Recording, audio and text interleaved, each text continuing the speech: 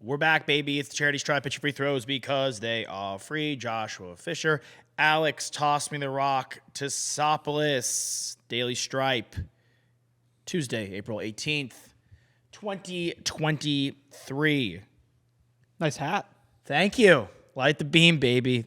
Light the goddamn beam. It's been I can't recall. You've had this hat for a while. A long time. I've had this hat for a long. This is not a new purchase.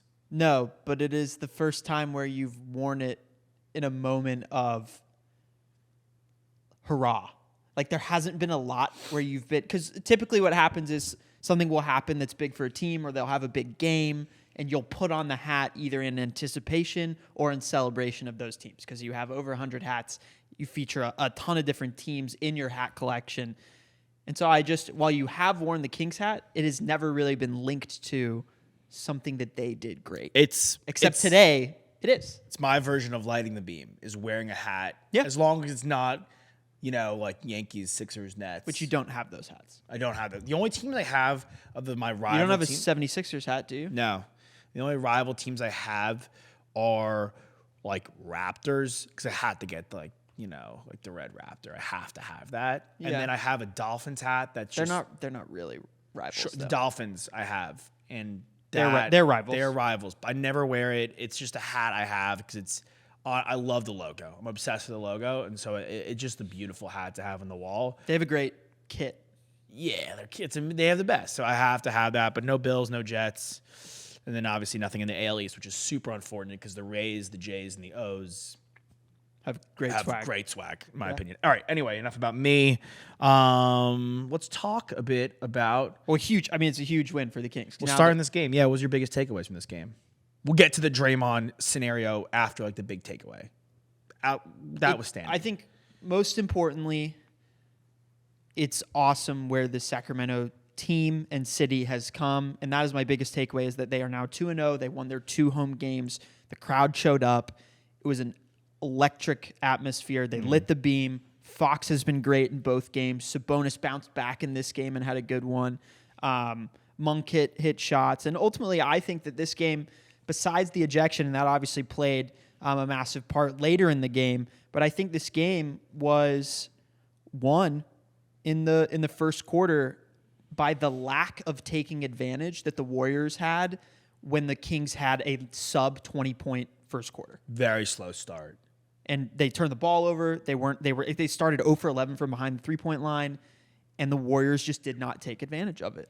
And I think that when you're playing a team whose offense is as efficient as the Kings, and they put up a under 25-point quarter, you have to take advantage. Kings did a great job of getting to the line. Yeah. At home, you'd expect them to get more favorable calls. It's typically how it goes. Turnover margin, though, you bring up, they won that by 6. Yeah. Very important. And I'm with you. I think Warriors are typically a team that actually do turn the ball over relatively frequently. Because of the fast-paced offense. Fast-paced. They're moving quickly. Yeah. It's par for the course. I look at this team and I go, okay, Clay, Curry, Wiggins, like, by and large, Wiggins and Klay Thompson did their jobs from a scoring standpoint. Like, it would have been nice to see one of them like help Steph out a bit and go for 30 if he's having such a difficult time. As they continuously, Fox is a fine defender. Mitchell's obviously a plus defender, and they throw him at Curry. He got a lot of minutes. It would have been nice to see one of Thompson and Wiggins go for 30, but them going for 21 and 22 a pop is fine. Steph, you would love to see shoot better from 3. 3 of 13 is kind of paltry out of Steph Curry. But outside of that, Looney, Draymond, they kind of, in my opinion, they kind of have a size problem, and it's something that we've been discussing a lot of size, and it's something that we're going to get to in that next series. You think they have? I don't think they have a size problem.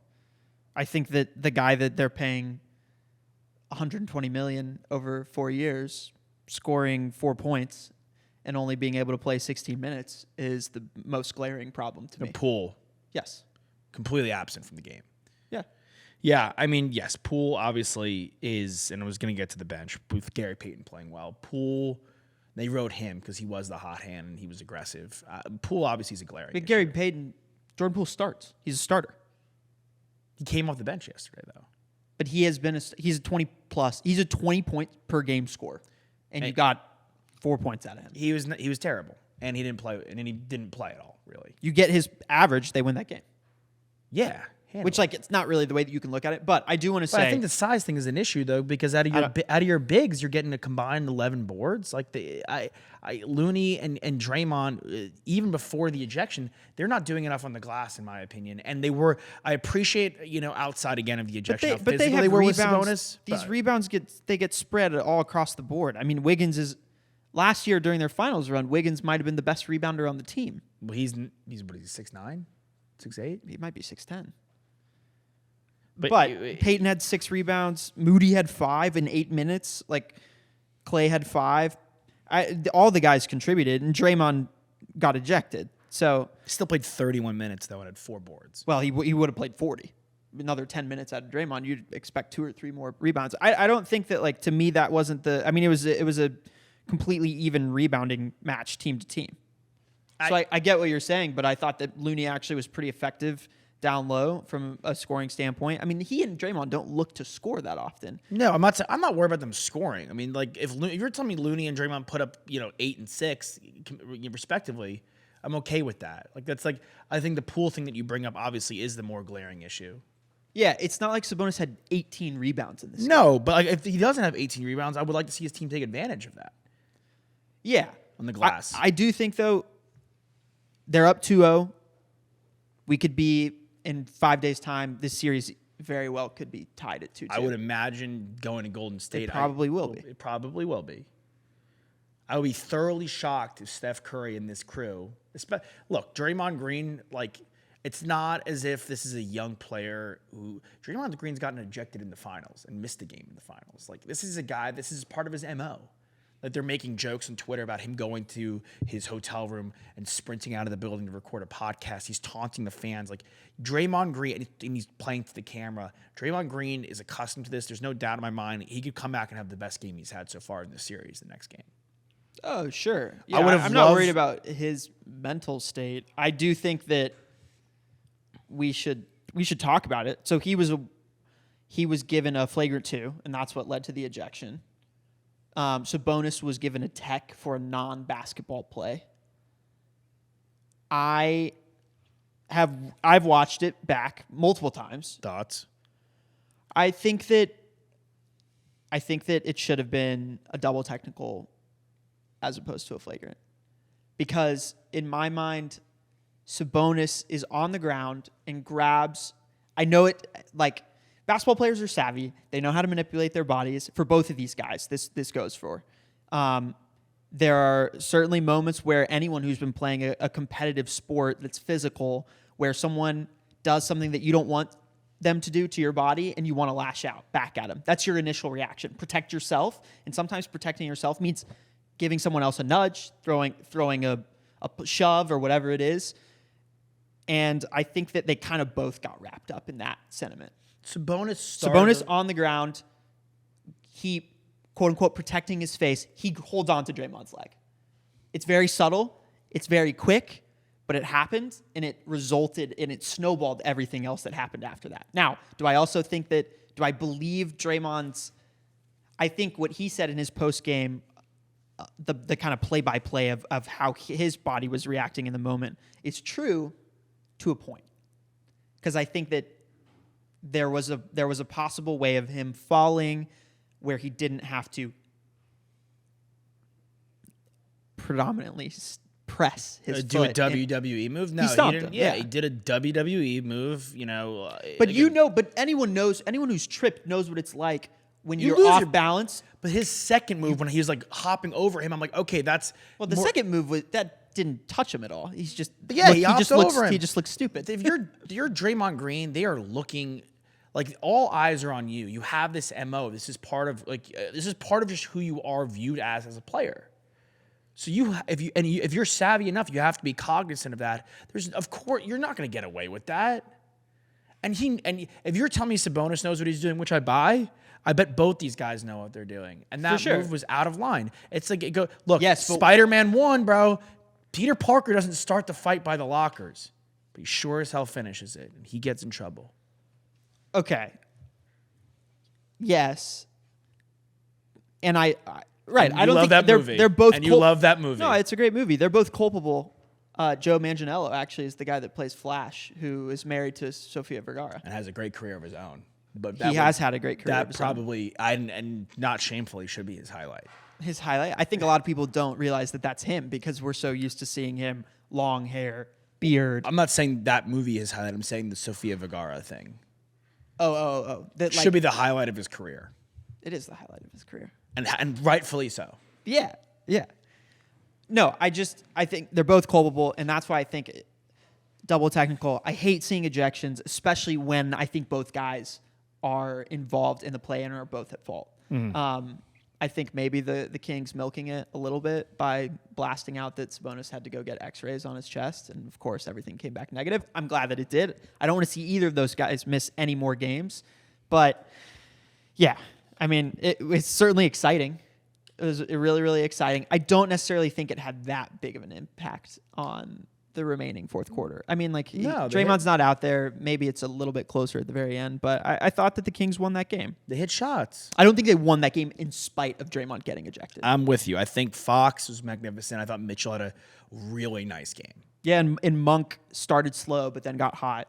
And that's just the type of player he's having some season. He is. You talked about Alex Len last night on our Amazon Amp show, having a resurgence and falling back into our good graces. What Malik Monk has done this year in Sacramento has been pretty remarkable for where his career was. Right, Monk is actually a good player. Alex Len, I know, was not good last night. No, but he played in a playoff Fox game. had a couple he had a really nice find to Len in the first, and I think it was the fourth quarter we found Harrison Barnes cutting. Fox had a couple of really beautiful dimes. I just wanted to throw out. I quickly touching on the Sixers-Nets series because it's kind of a snooze fest.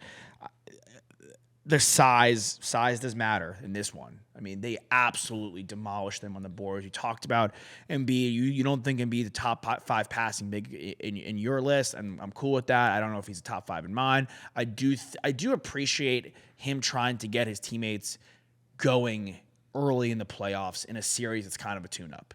Getting Maxey going, getting Tobias Harris going, assuming you're going to Boston. Right, they'll be on the road. They'll be on the road. And you're going to have to pick up a game in one of these first 2 games against Boston to flip the script and flip the series. Assuming that's the case, if you're Philadelphia looking ahead, you want to get Tobias Harris going, you want to get Tyrese Maxey going. If I'm looking for anything else in this series, very cute effort out of some of the the young Nets players. Hey, Cam Johnson posterized Joel Embiid. Bridges and Cam Johnson have put in good for you, bro. They've put in great efforts. I can't be mad about the efforts they put in. The most glaring stat. Can you guess the most glaring stat? It's a little obscure for me last night in that Sixers game. I'll give you, a couple seconds to analyze. The fact that they turned the ball over 10 more times than the Nets? That's up there. It's probably a top. The fact that the Nets didn't score more than 85 points? That's great for Philly. I'm saying it's a little more weird, glaring. No, talk to me. If you're James Harden, yeah, you can't have 0 free throw attempts in a game.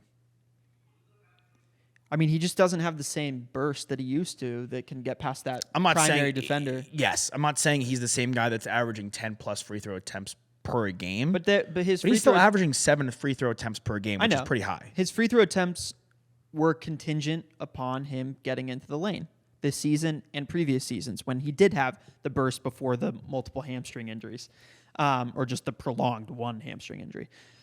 I think, that's something that he's going to need to bring to the table for sure. But I think it also has to do with the refs not being quite so ticky-tack with their whistles and letting the guys bump a little bit when they get into the paint, which I appreciate.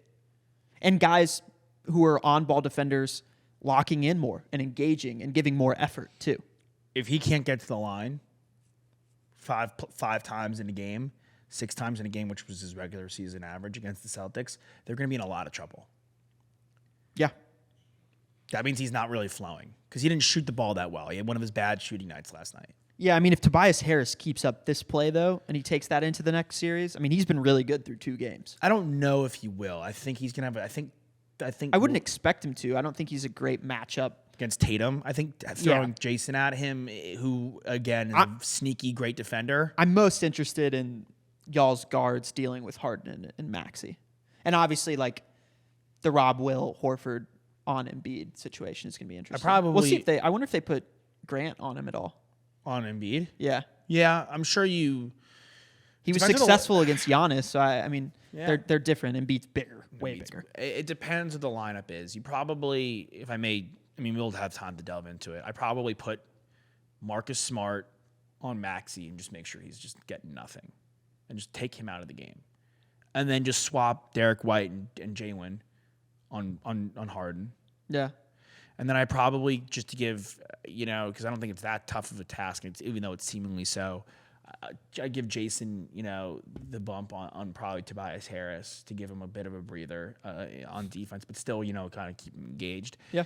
And then you just have Al, you have Rob Will. You could double with Grant Will and have him his extra eye on PJ Tucker if that's the kind of lineup we have out, because you have to watch him in the corner, which, again, he can go 0 of 6 like he did last night. He'd go 4 of 6. Anything could happen with PJ Tucker on a given night, so you do have to keep a conscious eye on him. But, yeah, again, you're going to have to double Embiid somehow in the paint. And a guy with quick hands and an aggressive defender, for lack of a positive terminology on it. Yeah, I think Grant Will is a guy that you could definitely throw into the mix to double Embiid.